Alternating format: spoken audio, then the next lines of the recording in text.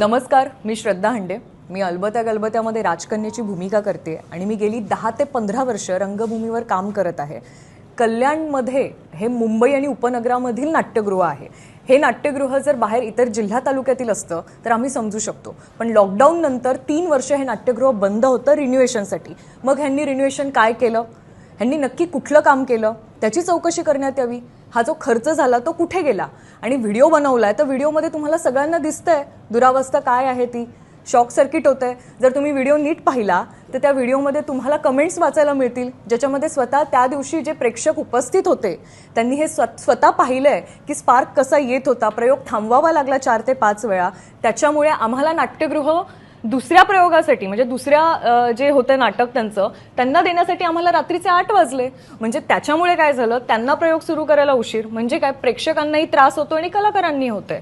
आणि मुद्दा एवढाच आहे, गेले 2 ते 3 वर्षामध्ये माणिक शिंदे साहेबांना, मी, माझे व्यवस्थापक जे आहेत राहुल पवार, आम्ही बोलतोय त्यांना, तक्रार करतोय, हे दुरुस्त करा, एसी नीट करा, हे बुजवा, मेकअप रूमच्या खिडक्या, लेडीज मेकअप रूमच्या खिडक्या तुटलेल्या आहेत, काचा उघड्या आहेत, हे शोभा देतं का? महिला सुरक्षा आपण बोलतो की महिला सुरक्षा कुठे आहे? पडदे निघालेले आहेत, वॉशरूममध्ये पाणी येत नाही, घाण वास येतो. बरं, हे फक्त आमचं म्हणणं नाहीये, प्रेक्षकांना सुद्धा त्या दुर्गंधीतून यावं लागतं. पण फक्त एका मराठी नाटकाच्या प्रेमापोटी आणि कलाकारांसाठी प्रेक्षक आज तिथे येतोय. आणि कोणाचा काही मतभेद नाहीये. आम्हाला जर मांडायचंच असते ना मतभेद, तर आम्ही व्हिडिओ वेगळा बनवला असता.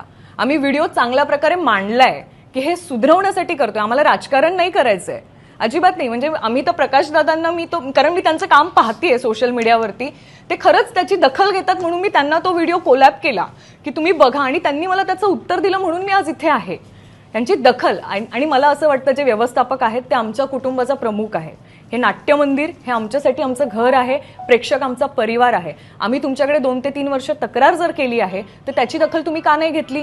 तुम्ही हा विषय वरिष्ठांपर्यंत का नाही नेला? 2 ते 3 महिन्यापूर्वी सुद्धा कल्याणच्या तिसाई न्यूजला सुद्धा ही बातमी होती की कल्याणच्या नाट्यगृहाची अवस्था वाईट आहे. मग का 2 ते 3 वर्षामध्ये अजून म्हणजे 2 ते 3 महिन्यात आत्ता रिसेंटली त्यांनी का त्याच्याबद्दल कामं केलं नाहीये? आमचे काही कोणाशी भांडणं नाहीये. आणि जर कमेंट वाचाल तर हा प्रॉब्लेम सगळ्या निर्मात्यांना आहे, पण मुद्दा एवढाच होतो की कुणी पुढे यायला पाहत नाही, कारण तारखा मिळत नाहीत, तारखा दिल्या जात नाहीत, शनिवार रविवार दाबले जातात, पैसे घेऊन तारखा वाटल्या जातात.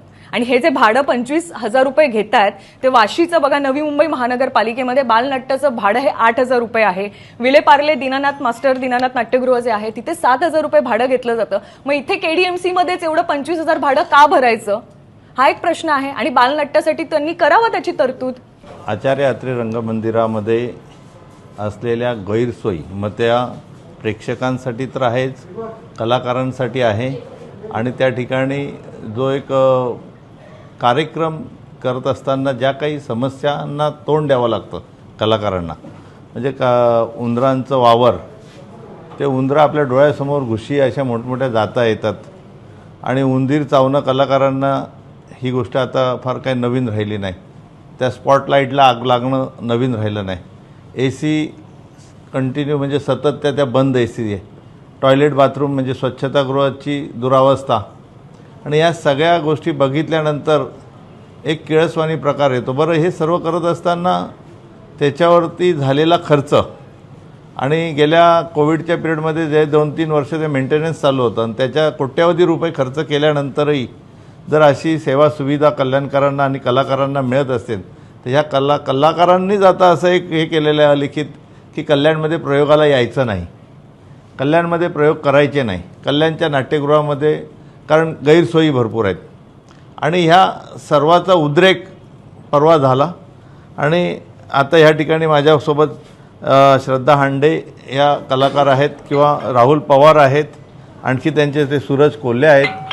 ही सर्व मंडळी ह्या ठिकाणी शेवटी एक कार्यकर्त्या नात्याने दाद मागायला आले की आमची ती एक क्लिप त्यांनी व्हायरल केलेली आहे, ती मी तुम्हा सर्वांना देतो, की त्या ठिकाणची दुर्दशा बघितल्यानंतर कुठेतरी तळपायाची आग मस्तकाला जाते. परंतु त्यांनी अतिशय गांधीगिरी पद्धतीने ती क्लिप बनवलेली आहे की कुठेतरी प्रशासनाला जाग यावी.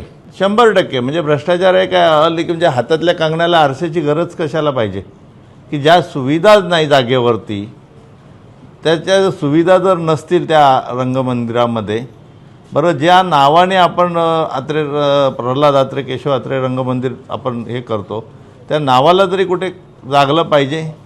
कलाकारांना जर त्या ठिकाणी सुविधा नसतील, प्रेक्षकांना नसतील, तर मग हा हत्ती पोसायचा का?